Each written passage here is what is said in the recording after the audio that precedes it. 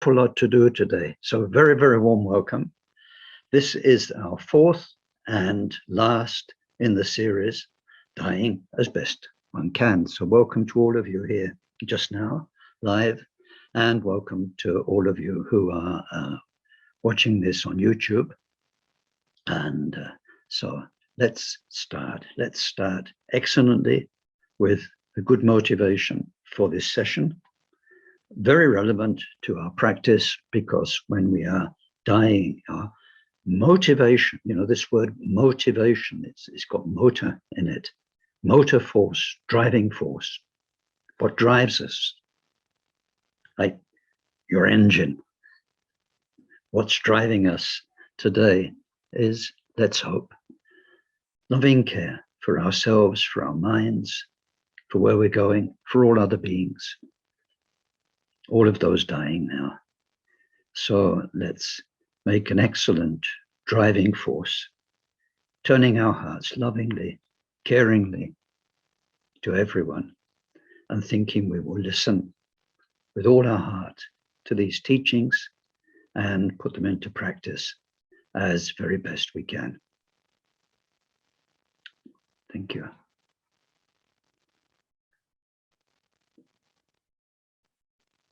Sonje chodam soje chonam la jancho bado dane chapsanche dagi jinso jipe sanamche rola penchira sonje dropara jo semchen tamche dewa dang dewe jodan tempara joche dongal dang dongal je Jodan Tralwara Jochi Dongal me pendewa Tampadang Men Tralwara Jochi Nyerin Chadan Netang Tralwe Tanyom Chempola Nepara Joreche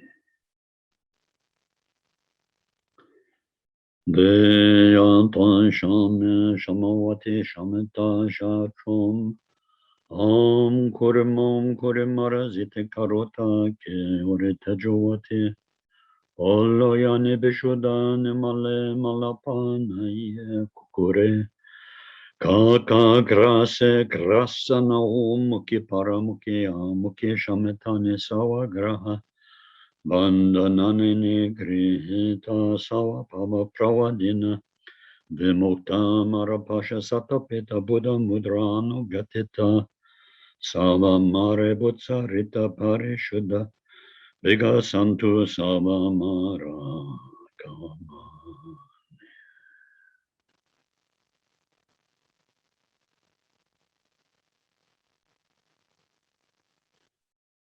Alden Sawilama Rinpoche Dagi Chewara Pende Denshula Kadrin Chempo Gune Jezonte Kuson Tuji Madrup Saldo Sal.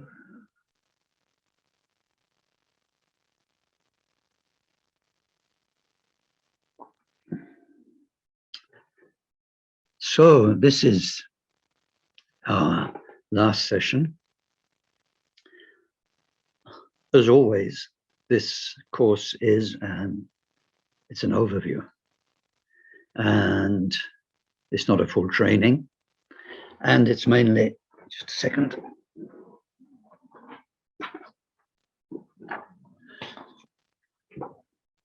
Yeah, it's mainly, how can you say, to help you practically. What we're going to cover today, so that the teaching part of what we're doing is complete, is complicated. So there is no way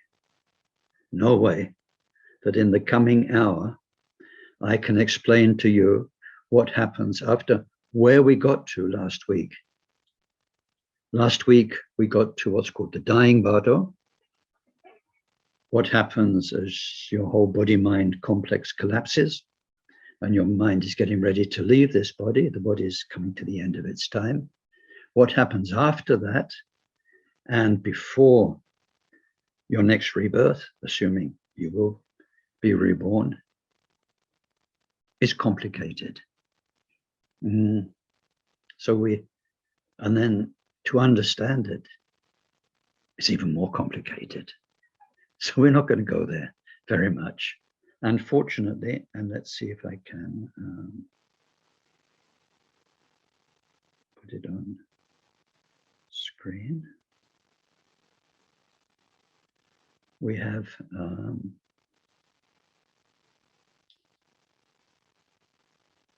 so you should be able to see now this book cover, Mind Beyond Death, by Dzogchen Punlop Rinpoche, which is excellent.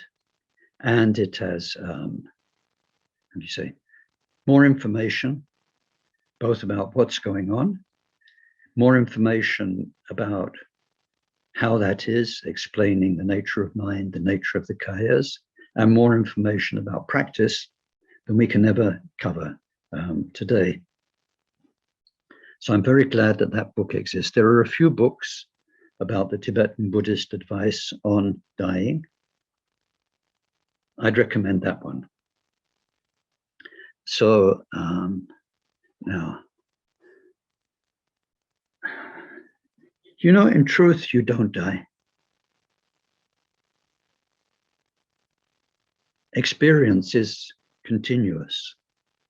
And especially when, we won't, but when we look into the theory behind what happens in what's called the becoming bardo, the whole point of that is that mind's experience never ceases.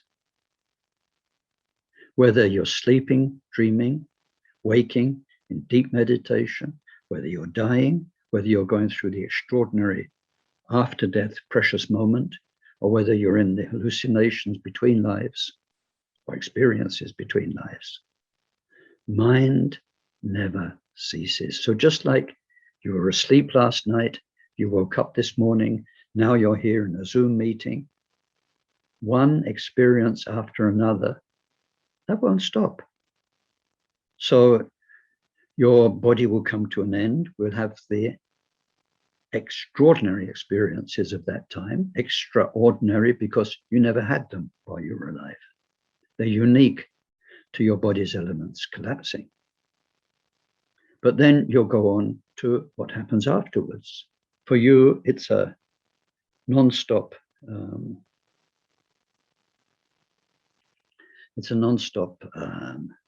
experience.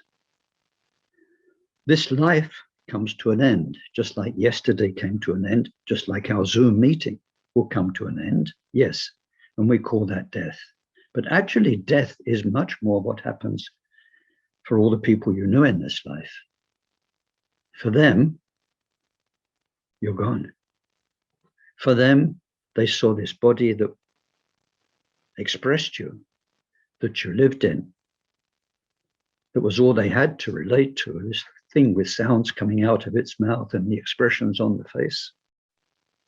That you that they knew is now a waxy corpse, and they're left with memories. For the people around you, this word death is much more appropriate. You've disappeared off the menu. But for you, your mind goes on to what happens next and what happens next and what happens next. This is why some teachers say death doesn't exist, which sounds ridiculous. And especially, you know, the Buddha was looking, his whole quest was, what is it that transcends death, meaning life and death? And he found it. But in that sense, that we are just one experience after another, then, you know, death is not such a big thing. So what we're looking at here is how can we prepare ourselves as best as possible for the dying process.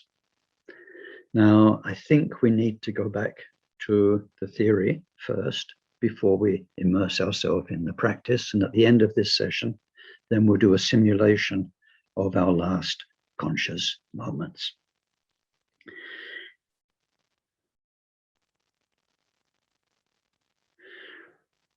We have, let's see if I can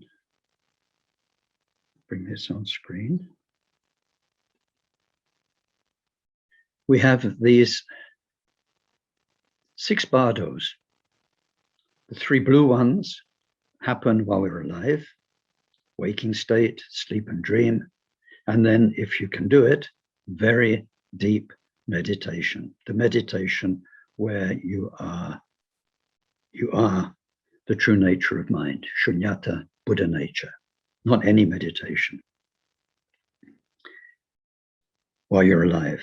And then last week we got to number 4, the dying bardo. And that's what happens when, as we heard, the body-mind complex that's been there since conception starts to fall apart and gives you unique physical experiences and mental experiences. We saw in there, if you can see the hand moving on the screen or something moving, that there is the dissolution of the elements. We saw how the body becomes weak and how the fluids are lost and the heat is lost from the extremities. And then either some before or some after your clinical death, these white, red, and black experiences is where we left the story. So today, in terms of the theory, we need to look at dharmata bardo, and the becoming bardo. As you can see, the dharmata bardo that happens after the white, red, and black experiences is first we experience the ground of everything. It's like the heart of everything that ever existed, the ground. And then after that, we have Sambhogakaya experiences of lights, of peaceful deities, wrathful deities, and so on. When those dharmata experiences are over, and if during those dharmata experiences we didn't just dissolve into the timeless purity of mind, then we go into this becoming bardo, where our consciousness, our ongoing consciousness that's been our story for hundreds of lives, awakes and carries us through a series of vivid experiences, much talk about lights, and then eventually rebirth. So this is where we are in the theory. It's a lot. It's a lot. So try and follow, but if you can't, doesn't matter. It's in the book. It's in the book. Now, here we're going to something different. Remember, you just died clinically. And you went through this appearance of like going up towards a white light, if you remember. And that happens when the aggression that's been inside you all your life shuts up. So it's an amazing feeling. Whether we're expressing hostility and aggression or not, we have that latent power in us. We're like petrol. Petrol's petrol. It's not hot. It doesn't burn till you throw a match on it. So we've got this underground hostility. It might not be being expressed, but when something comes into our mind, comes into our life experience, then that can be there. So when our psychological experience, our meditation experience is deeper, we feel this underlying tension of hostility. So what happens with the white experiences, because that hostility is stored in our body, it's stored in our neurons, in our brain, all through us. We've carried it all of this life. And then it feels so beautiful, so calm, so peaceful. So people who are brought back, whose hearts have stopped for 5 minutes and they've been resuscitated, they talk about this approach to the white light, which is actually, we saw this energy from the brain, which is moving down to the heart, where our consciousness is, experienced as white light, and this feeling of great peace and relief. Then there's the red experience, when, in a similar way, all the desire we've had, desires like sort of a magnet inside us. So when a bit of metal comes near, all of a sudden the power of that magnet is felt, and we're pulled when we're attracted to something, whatever it is. Then once it appears on our screen, the desire, the attraction, the kind of awe, the closeness, the joy comes up in us. So whether that's activated or not, we carry all of this, and that goes very deep. It includes all of your unfulfilled dreams, the feeling that one day that whatever it is, one day I'll be rich, one day I'll be beautiful, one day I'll find the ideal partner, one day my meditation will work, whatever it is. All of this kind of wishing, longing, the things that, all of that's part of desire and attraction, connection. And that stops. And that's a much sort of deeper letting go. And that's more or less as far as we got. And we saw that the four main elements, the earth, water, fire, wind, dissolve. But there's a fifth element, which is space. And that space element corresponds to what we call our alaya vijnana consciousness. It's like the ground of consciousness in which all of our karmic imprints are held. It's like if you had a tape recorder, if you can remember those, or a VHS recorder with the brown tape inside. It's like the brown tape where the video of our story is recorded, where all the memories are held, where all the potentials are held, where the karma is held. So that is like space, because it can hold whatever you put into it. Our karma every day has been put into that, and some of it's imprinted it very strongly. It's from that tape that later on in a future life, the karma we've made will manifest. So this alaya vijnana, ground consciousness, is like space. And then, so now when that dissolves, and we call that the black experience or the blackout moment, then from that point onwards, you are not in control. Now you're in control. You've got a computer, you've got your phone, you can switch me off, you can switch channels. You have a lot of power. Now in the daytime, you can get up, you can go here, do that. The time of control stops. And you won't really get that back until you're growing up in your next life. And especially, you'll be in a disembodied state of mind until you're conceived again.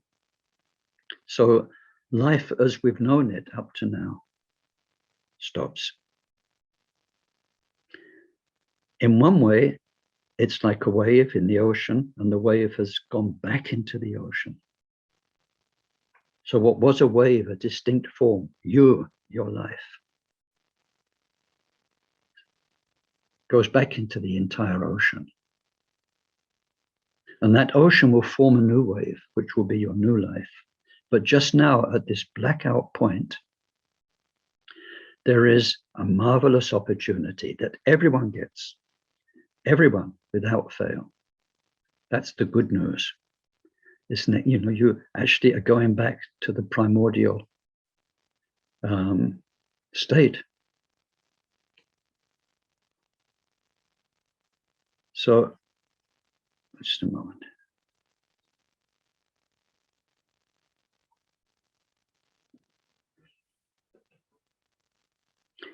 If you can recognize that, then you can become free forever.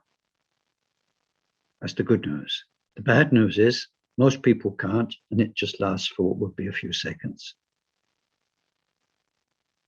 So we're coming to that in a minute, but that's called the dharmata bardo.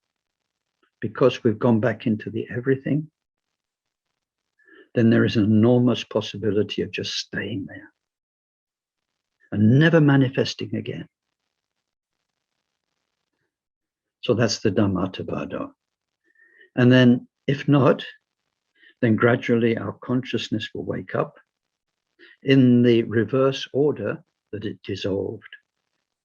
So from that everything, first our tendency to ignorance reemerges, then our tendency to desire, then our tendencies to hostility reemerge, and bit by bit our karma comes back in. It's like waking up in the morning and sort of bit by bit you realize, oh yes, I live here, I do this, I need breakfast, I've got to be at work. Gradually the day kind of comes into focus. We're back in life again. So the time of control stops. And when those experiences happen, then we can only react by conditioned reflexes. It's not like you can say, oh, yes, this is, now this is dharmata bardo, this is the Sambhogakaya experience. Oh, I know about that. Now this is what I've got to do. Not at all. This state in between lives, or after you're clinically dead, is very much like dream, in as much as that in a dream, you're not in control. I'm not talking about lucid dreamers. I know some of you do that. But in a dream, you're not in control. You respond by reflexes, habits. Some things you're scared of, some things you can deal with. So from the time of the black experience onwards, you'll be acting by reflexes. And it will be a long time, as I said, because you're going to be conceived, if you're human, you're going to spend all that time in the womb and then be a baby and grow up. It's a long time before you'll be back in control. A long time. So we need to think about that. So now in terms of the theory I've got to cover, let's come to another thing, and I'm not sure if I've got a map of that. If I did, no. Okay. You remember we've got these 5 powers. That Atisha's teaching is that we have all of his mind training summed up as 5 powers in life, and that those 5 powers in a different order will be what help us the most at death. We started with the first one, the power of sowing positive seeds. And that's when we did the work of getting rid of our belongings, making our will, saying our goodbyes to people in reality, in our mind, saying goodbye to our own life through the journaling and knowing, yes, this story, this whole karmic episode's coming to an end, and I need to let go of it. This story of me that I've been totally identified with. So all of that is the sowing of positive seeds, seeds for the future, because you are learning to let go. The essence of generosity is letting go and giving yourself to others.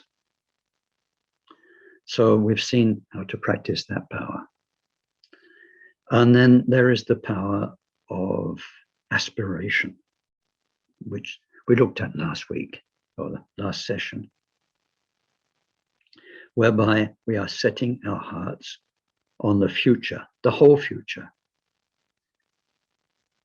where I'm going in the next life, in the life after, and the life after, the life after, is to purity. This mind that I am, this story that I am, is going to go somewhere wonderful. as perfect, as pure, as useful, as powerful, as meaningful as any mind can be, for my benefit and for everyone's benefit. No more wasting time getting detoured into this, getting detoured into that. Our power of aspiration and intention, crystal clear and very strong. Not, there's some lovely words in English, not wishy-washy. Not wishy-washy, not woolly. Powerful, clear, strong. Your heart is set on enlightenment, and that's why we needed the power of positive seeds. We need to close the door, to say goodbye, to close the book to what we've been in this life, so we can spend quality time until we die, channeling everything we are, like aiming an arrow to the future. So the long-term future is the power of aspirations. And that's why we're setting up a little shrine next to our bed, next to our favorite armchair. And if that doesn't work because of the family, because we're in medical care somewhere, then we have a little precious book with images, whatever it is, but we keep looking at it, referring to it, because it represents to us so meaningfully where we're going. But then beside that, we have the third power called the power of propelling intentions. And that's concerned with the much closer future, the future that's going to happen as the elements of our body collapse, as we saw last week, as this physical life comes to an end, and we go through those experiences.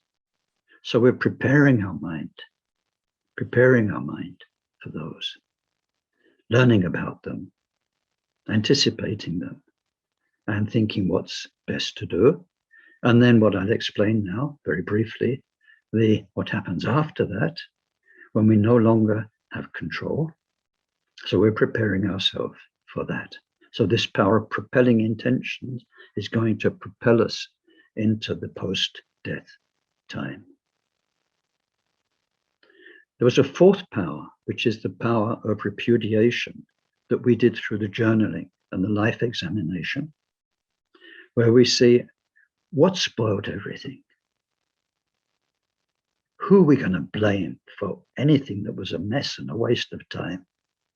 And we know very well, public enemy number one, ego, self-centeredness, not love, not compassion, not service, not kindness, but manipulating your life circumstances, manipulating other people to your own ends. That's what most people in the world are doing. It's why all the problems are there. Everyone's trying to make everybody else fit their agenda. It's chaos. Chaos. So we've pinpointed that. Whatever the individual circumstances that our life presented through our karma, we didn't see. Why did you have that lousy karma? Why did you meet those rotten people? Why did your body play you up so much? When we really look, it's karma. And who made that karma? Well, not you who you are now, but the you who you were before. And before that, and before that. It's the way karma works. It's so unfair. It's so cruel. But it's the way it works. So we realize the enemy is ego. What causes all the trouble in the world is ego. And what makes everything right is loving compassion and serenity and acceptance and simplicity, whereby we're satisfied with what we have. All these things the Buddha teaches us. So we have this repudiation of ego. That will help our propelling intention. We know we're going to go through these unpredictable experiences after death and then eventually be conceived, but we are thinking through all that time. May I work my way through it to become the person I want to be in future lives. And of course, it It's the whole point of the power of intention. Where I'm going from now on is enlightenment. So we've got one power left. And this one is very important. But when we're getting close to death, it's too late for most of it. It's called the power of familiarity, the power of habit. So the best thing that can help you die is all of the good habits you've developed while you're alive, your reflexes. You know, people who do things like Chenrezig practice, compassion practice. And in Samiling, at one point early on, with a very, very wonderful teacher, we did 100 million Om Mani Padme Hunks all day long. We're in the shrine room, walking around outside with our prayer wheels all day long. Om Mani Padme, Om Mani Padme, Om Mani Padme. And it kind of gets printed into you. Lots of them. I mean, I didn't do 100 million. I think since then I probably have, but it was what was happening all day long. You find that, and it's marvelous, you have your first dream where you meet suffering, and your spontaneous reflex in the dream was you said, Om Mani Padme Hum. And when we say Om Mani Padme Hum, when you do the practice, you feel the presence of Chenrezig. You feel the compassion of all the Buddhas. So when that comes through in dreams, it's a very good sign that our mind is habituated. When what we visualize, like the form of Chenrezig or Tara, comes through in dreams, it's wonderful. When our guru's presence comes through in dreams, this is a very good sign. So, and then apart from that, all the good acts of kindness, friendliness, and so on, that the Buddha teaches as right conduct, every one of those makes, you know, it's like putting good things into the soil. The very soil of our being becomes fertile with goodness. And that innate goodness will come in these after-death experiences to make them rich and good. The right things will grow in that.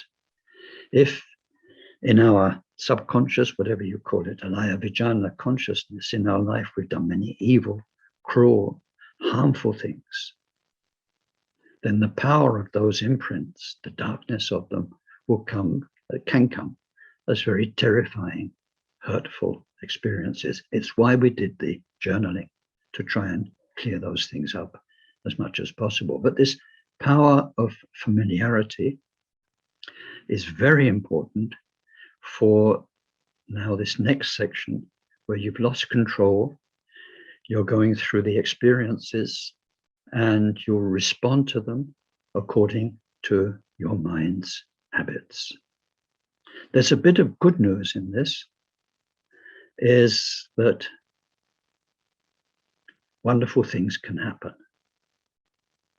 If in that time, for instance, you can remember Om Mani Padme Hum or your guru, then it can change everything. So I think I've said enough now about the theory. We'd look briefly again at the 6 bardos to see what's going on, where we are in the structure. And we've looked at these 5 powers at the time of death. Now, very briefly, what happens is first, there is the space element dissolving. And there are steps to that dissolution. The first step is for you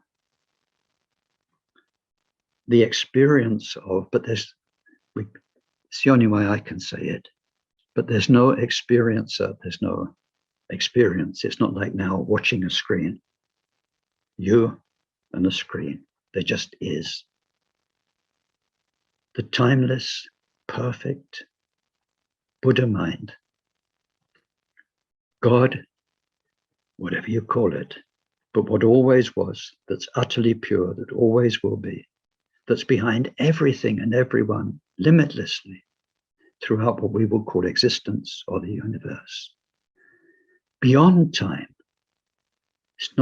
There's no past or present or future. Everything is there.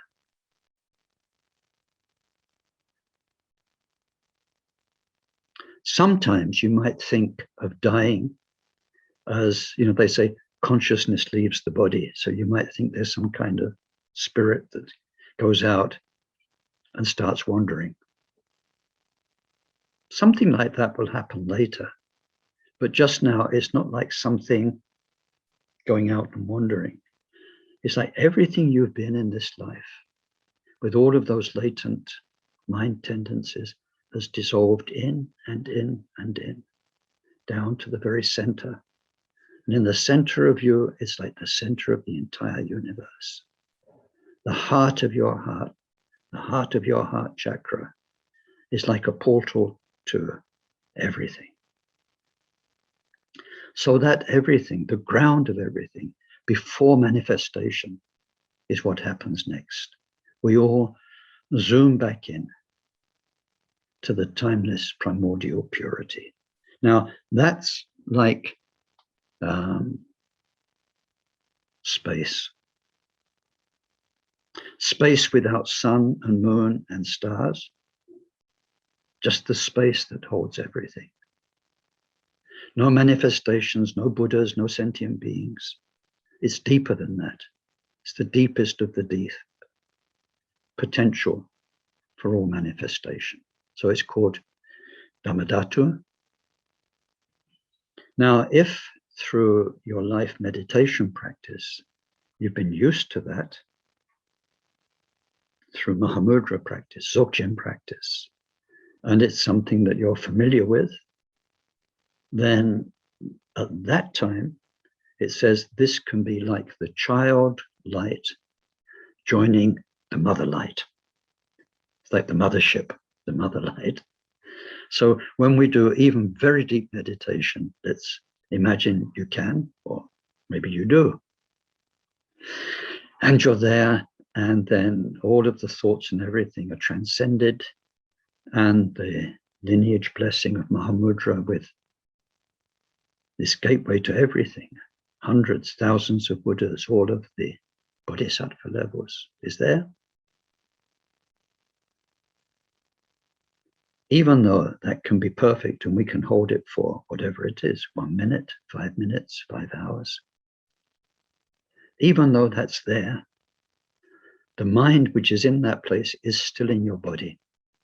Your body, we learn to keep it very still. We sit in 7-point posture and so on. Mainly just to shut the body up so it's not a distraction. So our mind can be there. But you're still in a body. So that experience is authentic, but somehow it's limited because you're embodied. But now your body's dead. So when there is dharmata, after the blackout or at the blackout time, if we're familiar with it, and all of our life we've been dissolving into it, then we'll just do that automatically. And you may never be reborn again. Your suffering is ended. It's a marvelous opportunity, marvelous. But it will only happen if you have the reflex. So after that, and if you miss that, then what happens next is it's almost like biblical, First there was darkness on the face of the deep, and then there was light. So the next thing that happens is the mind from its basic, deepest nature manifests its light, just its light. All of our poisons have shut up, all of our karmas shut up for the moment. So there is just the light, which manifests in a series of experiences. First, there are the peaceful deities, all of them, then one by one, then the wrathful ones, and so on. Mind's inner, compassionate, wise, powerful nature shows all of its faces, all of its many faces, to help sentient beings. And any of those we can dissolve into. Now, actually, we don't have time for the details, but before the faces, the peaceful Buddhas, the wrathful Buddhas manifest, we see lights, bright lights, and we hear vivid sound. I don't know the first time you ever went to a Tibetan prayer ceremony with all those explosive sounds. And they tried to reproduce that. So imagine that sort of through all those loudspeakers you get at rock concerts. So you've got the radongs and the jarlings and the drums and the cymbals. All of these primal cosmic sounds, the primal resonance of everything is there. There's the sound, and then there are bright lights which can be like so vivid. You never experienced light that vivid, of all the colors. And sometimes they look like little balls of light, and sometimes groups of rainbows of light, chains of light, which is the pure manifestation of the five, what for us are the five elements. And then from the sound and the lights, the peaceful Buddhas emerge, and there's a certain order, the peaceful manifestations of perfect mind, then the wrathful ones. So that's described well in the text, and it's described as happening over 12 days. But this doesn't mean 12 of our calendar days. It means 12 periods. For most people, that experience that we all go through could be not even 12 seconds. Maybe 1 second and it's gone. For a meditator, it can last, and then we get into the details. It says, well, if when you're alive, you could spend 1 hour in pure mind, then after death, that will last for 5 hours, and so on. It will be a prolonged experience. But for most people, it's a few seconds, but described in terms of experiential days, periods of experience, 12 days. During that time, if at any time through reflex we can dissolve into the peaceful Buddhas, the wrathful Buddhas, through our Vajrayana practice of visualization, we can feel, oh, here comes a Buddha. This is my guru's manifestation. And we just delightfully dissolve into it, maybe even dissolve into it with a feeling of offering and giving and respect and prostration, all the things we train in Vajrayana practice, the reflexes will make our mind respond warmly and positively to what's happening. For most people, it's scary as hell. They never had such a vivid experience, and so it doesn't last. They don't get on with it. You know, it's like those rock concert loudspeakers. If all of a sudden somebody turned them on, you just want to cover your ears. You just want to cover your ears. And you want to shield your light, your eyes from the light. But that dharmata time, first the space, then the lights and the sound, then the manifestations of the Buddhas, is the most wonderful opportunity to avoid the round of rebirth, birth, aging, sickness, and death again and again and again. It's marvelous. So this is why in our Vajrayana practice, we prepare our minds for this. We let the deity arise. We learn to be at one with it. And at the end, we learn to dissolve it all into us. So this is the power of familiarity. So useful for us.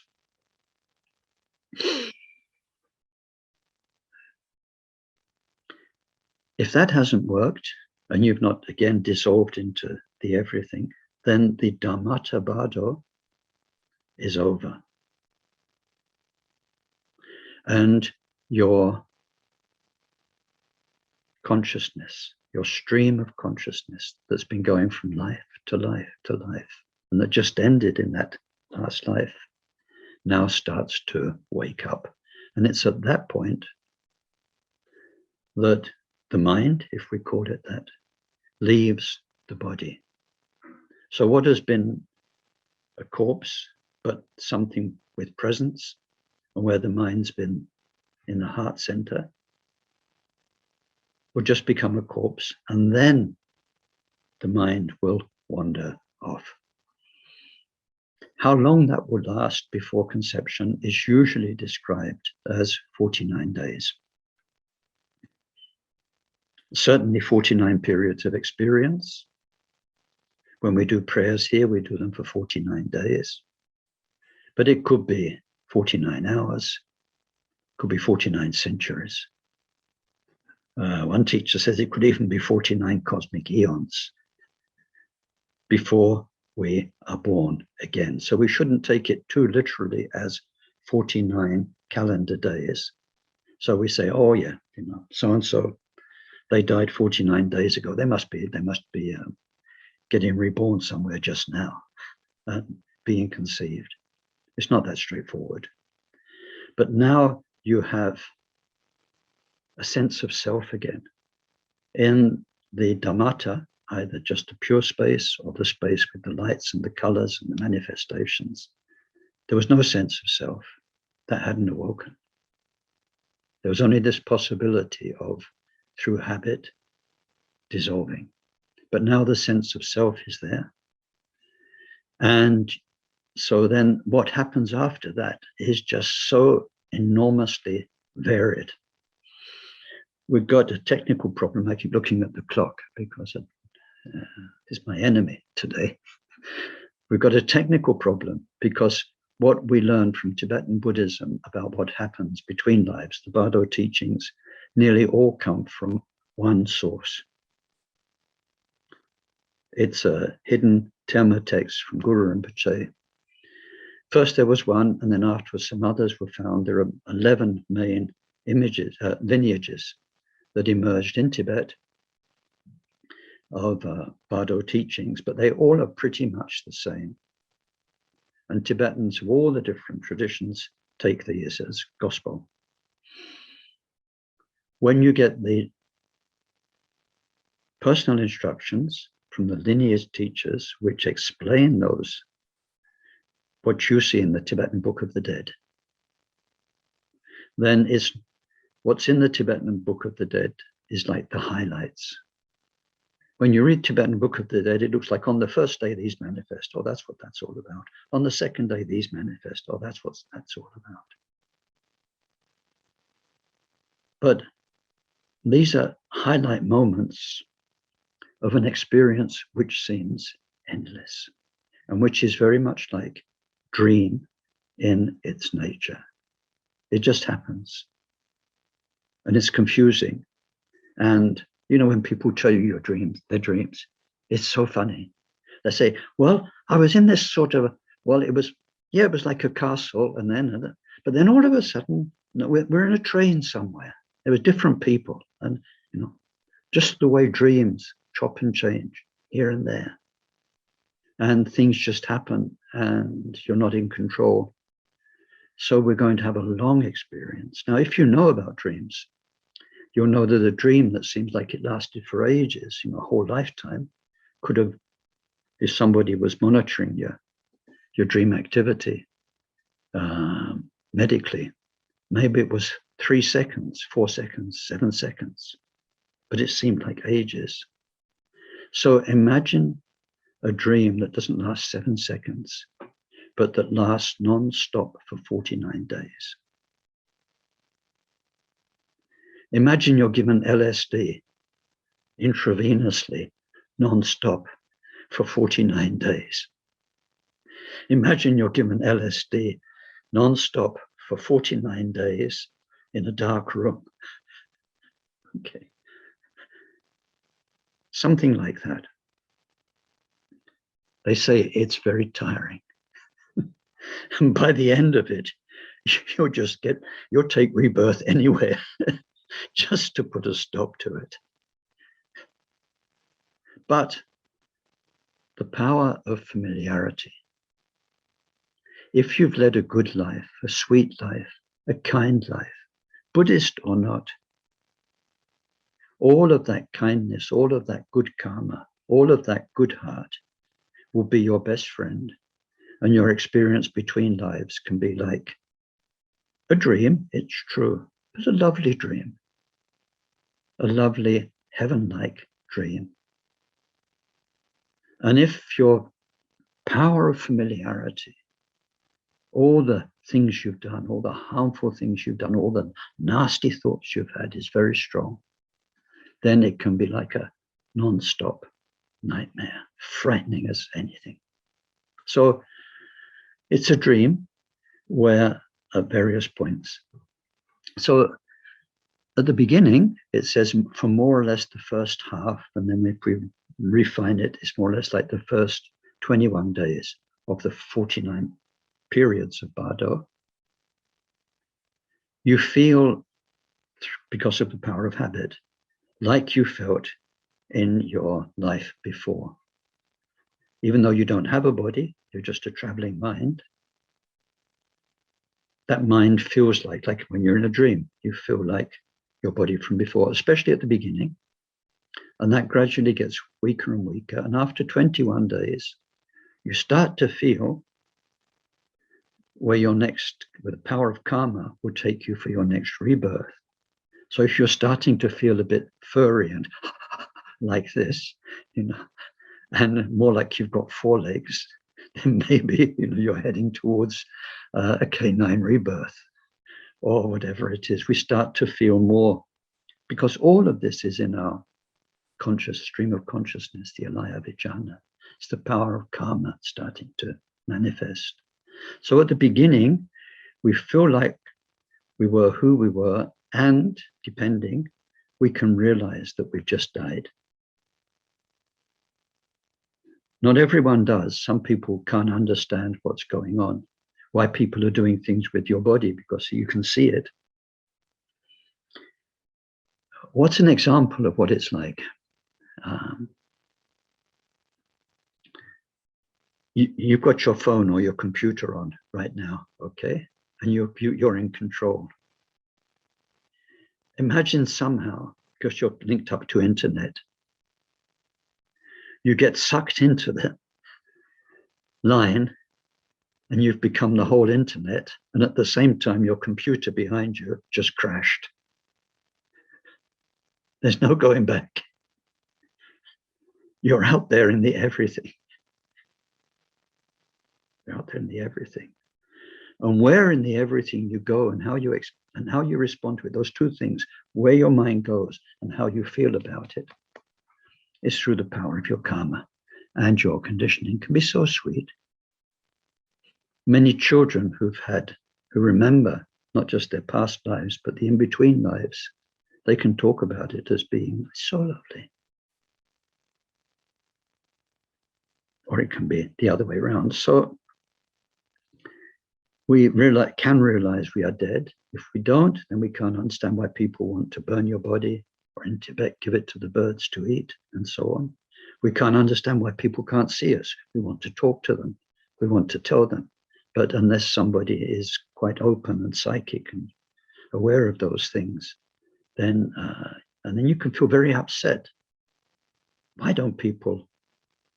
Why are they doing this? And why are they doing that? And then what's happening to my stuff? And all of these kind of things.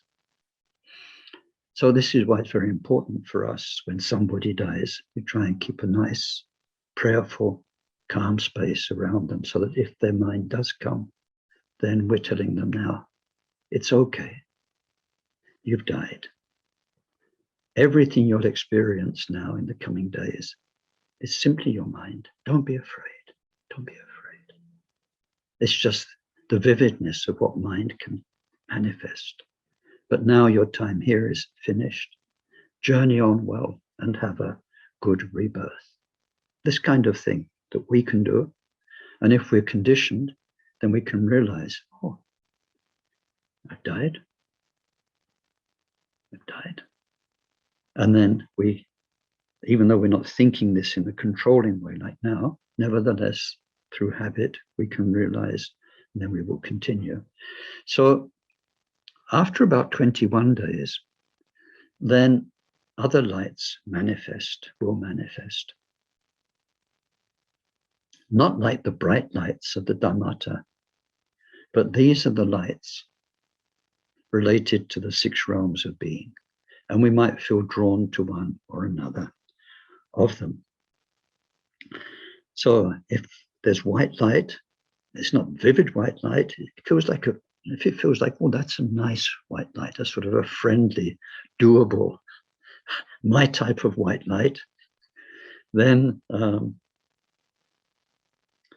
that's rebirth, possible rebirth in the Deva realm.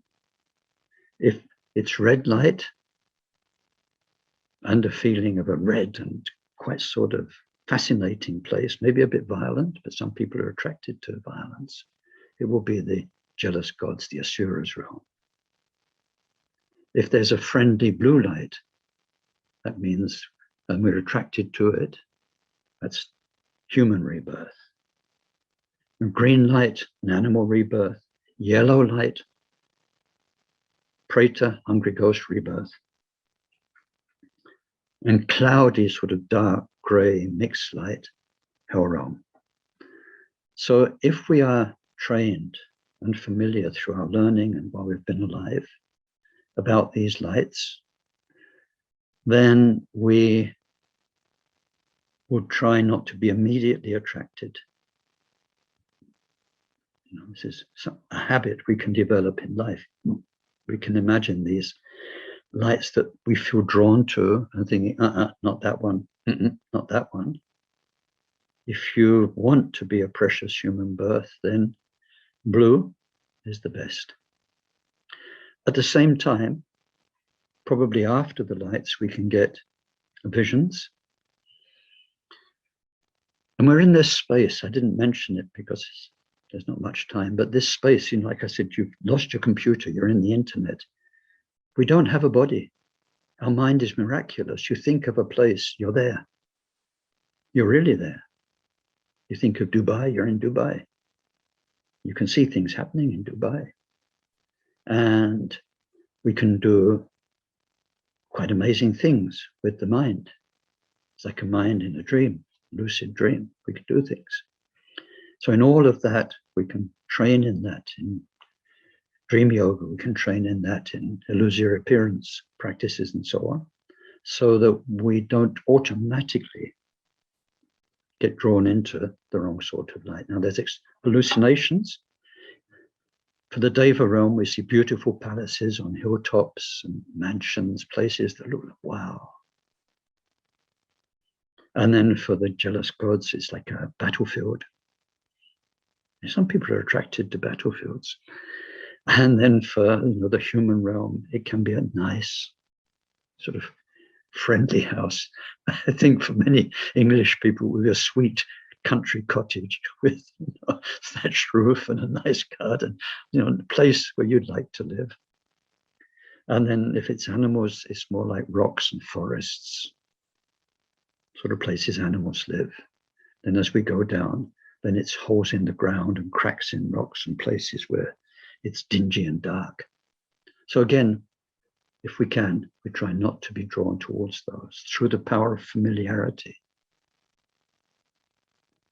The general rule of thumb is whatever's happening right now in your mind, if we make a habit of going for the higher part, the nobler thought, the nobler feeling, every time, then this will be very, very, very helpful. So anyway, at the end, so we wander in this state. A bit like LSD, because the experiences can be both vivid and then not just vivid, they can be, how can you say, never ending. There's no break. You can't have a half an hour off the bardo experience. It's one thing after another. So at the end, through exhaustion, then the power of our karma draws us towards our future parents. If we have some training through Dharma practice, it's almost like doing an emergency stop in a car. We can slam on the brakes because all of our being is drawn towards the sexual union of our future parents. And if something inside us knows that's not a good one, then there's a kind of responsive energy we can do so that we're not conceived. We're not conceived.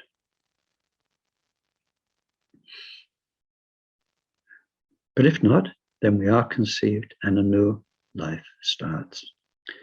Now, what I've described just now, and we have to stop now to practice, up until now, are that immediately after the blackout, when there's the space and then the pure Buddha's manifesting, that is Dhamma, the pure space is Dhammakaya, possibility.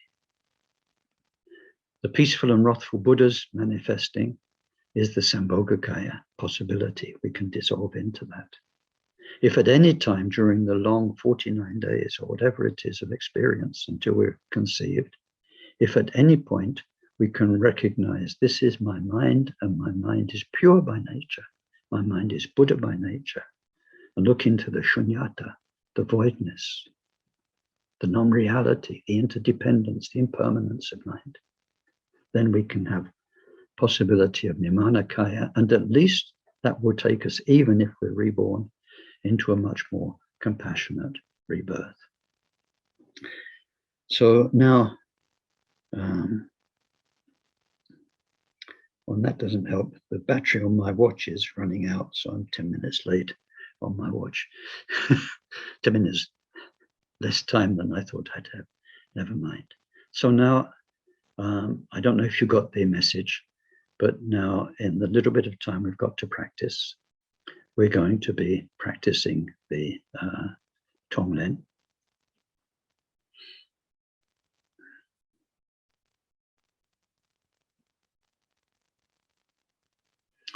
So now you're training for your last conscious moments. These may not be your dying moments. You may very well not be conscious as physically you die. So we train. Ideally, you do this every night as you fall asleep. So it becomes second nature. So what I didn't do, and which we don't have time to do, is Tonglen. As you're approaching, you're getting weaker and weaker, and you know your end is coming. The time you spend with your shrine next to your bed, or with your book of sacred images, where you're manifesting the power of aspiration and intention and propelling intention, praying that during the dying, during the dharmata bardo, during the Sambhogakaya bardo, during the becoming bardo, that you will recognize the nature of your mind, the truth of everything, and dissolve into it. And that if not, when you're reborn, you'll be reborn in a useful bodhisattva life. So we do that prayer again and again and again. And as we're doing Tonglen, we are thinking of all of those who are dying and trying to take all of their pain and confusion and anguish to ourselves, taking it to this place of serenity inside ourselves. And from there thinking if only they could relax, be at peace as they die, and that their minds could find and connect with the truth of all of us, the truth of the universe, whatever it is. So we've been doing that, but now we're getting towards the end. And so while we're still conscious, we are more and more aware as we do Tonglen of this space in our heart where Buddha is.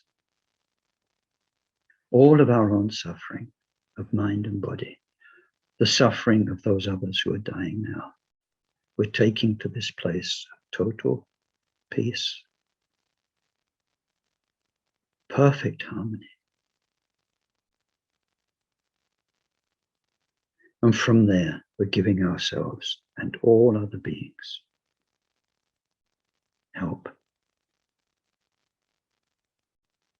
to recognize, to dissolve, to be reborn well.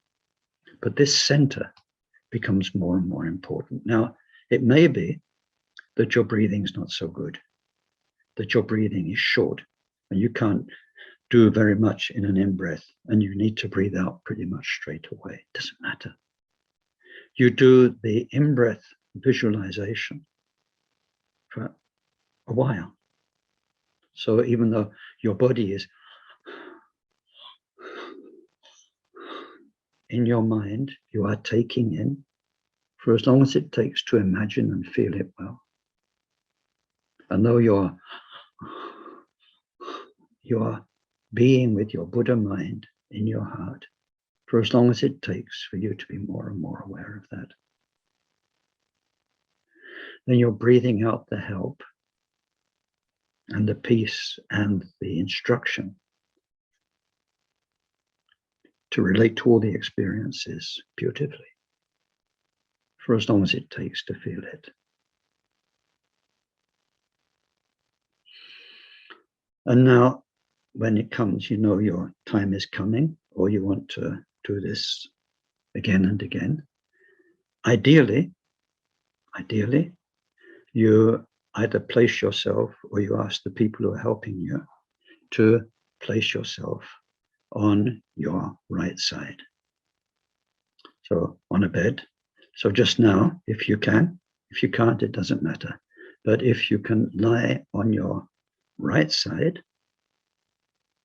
like in an image of the reclining Buddha.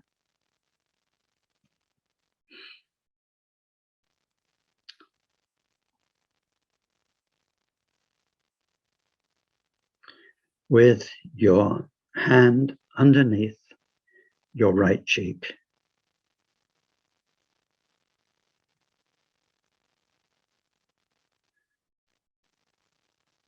Your right hand underneath your right cheek. And your left hand on your left thigh. Now, if you can't, it's okay. It won't spoil the process. But if you can, this is very, very helpful. So we can train in this every night when we sleep. But now what you don't see in the statue of the reclining Buddha is that the little finger, I don't know if you can see, I hope you can still see the screen, the little finger of your right hand blocks your right nostril. This is to do with chakras and energy channels in your body.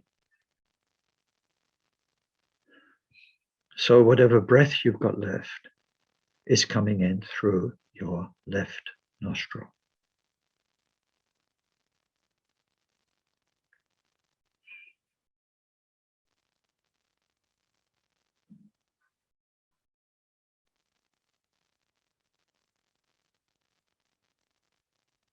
And we think of all of the help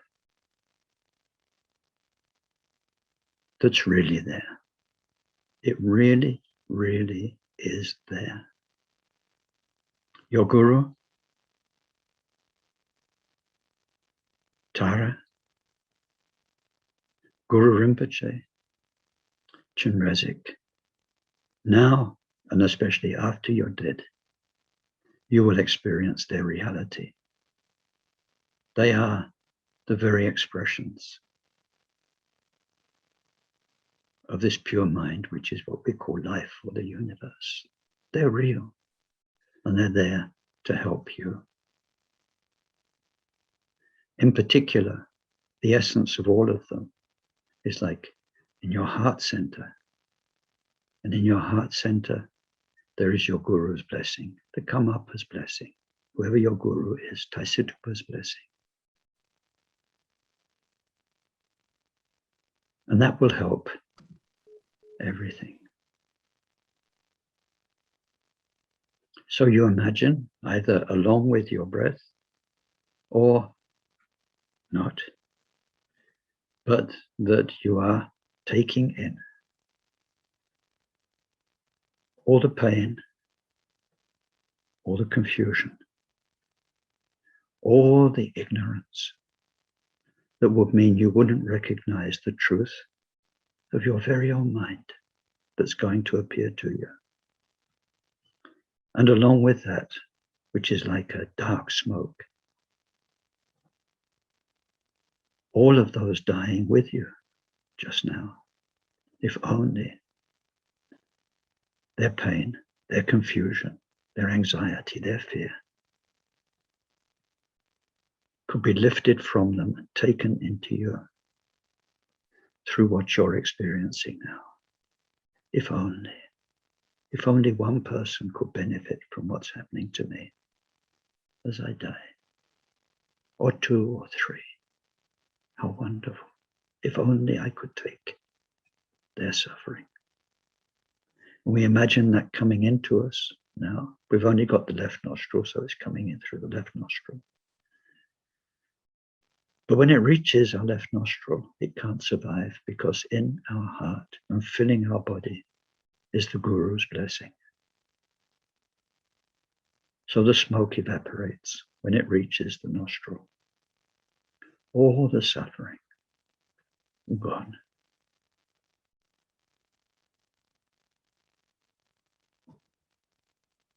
All the suffering. So powerful. So many beings. So much confusion. All of it dissolved.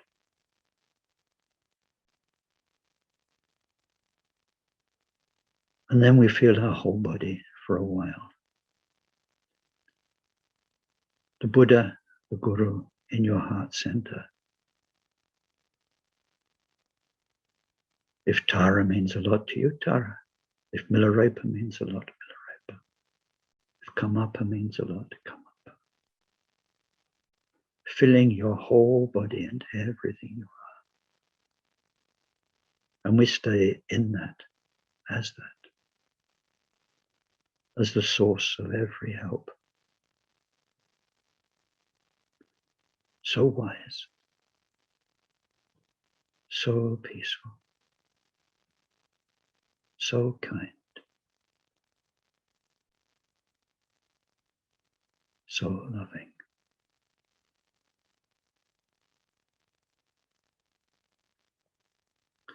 And then we imagine from our left nostril, healing white light that fills everything we still are, and that goes into all the after-death experiences about to happen, and all the in-between life experiences, up to the time of our next conception, guiding, healing, giving love and confidence and wisdom and support, and taking you to a bodhisattva's life in the next life. A white, guiding, healing light, and at the same time, it goes to another being dying now, and another one, telling them, don't be afraid.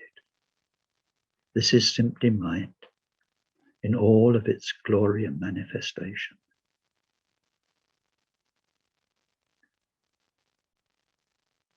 Be at peace. Be at peace.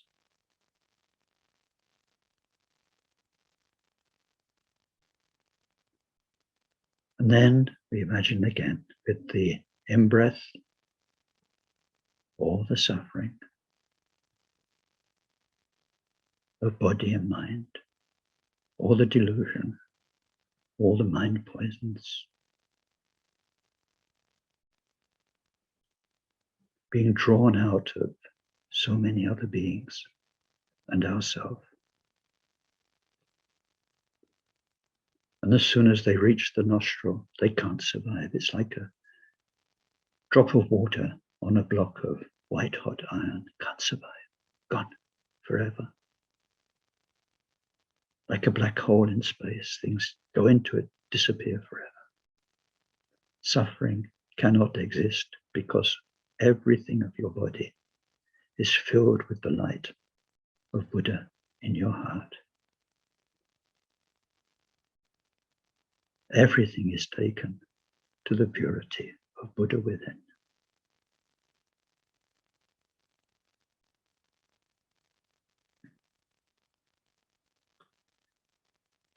And then we stay a while with Buddha within. The endless space of dharmata, in which everything from heaven to hell and all of the spiritual experiences arises.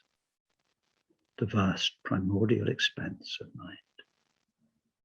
And then the wonderful power that has to manifest peaceful Buddhas, wrathful Buddhas, to help us and all beings.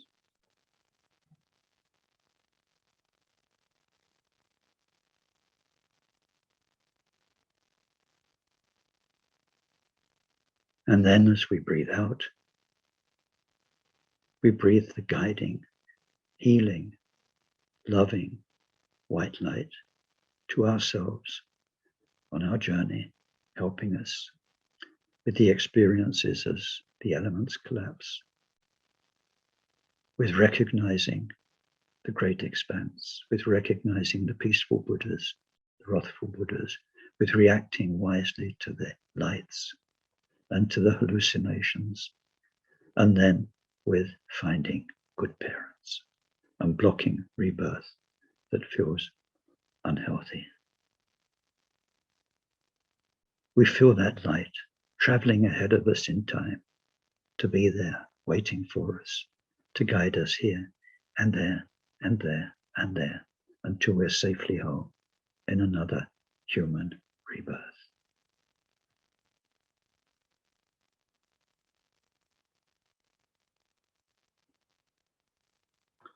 And then we spend a little moment again in between the in-breath and holding and out-breath, just with the Guru in our heart. Everything is there. We let everything collapse into it, dissolve into the heart center. Okay, so if you can do the Tonglen for a couple of minutes like that.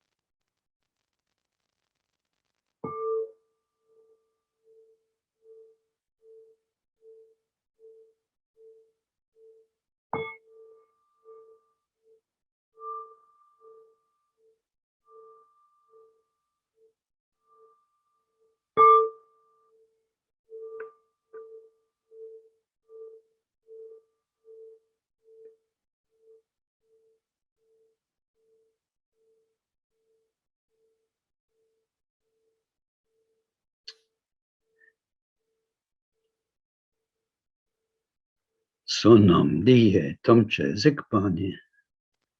Topne nyepe tranam pamchene. Je gana chipalap chukpaye. Sipe sole drowa resho. Janchob semcho rimpoche. Maje panam je jorchi. Jepa nyampa me padam. Kongne kongdo alwaresho.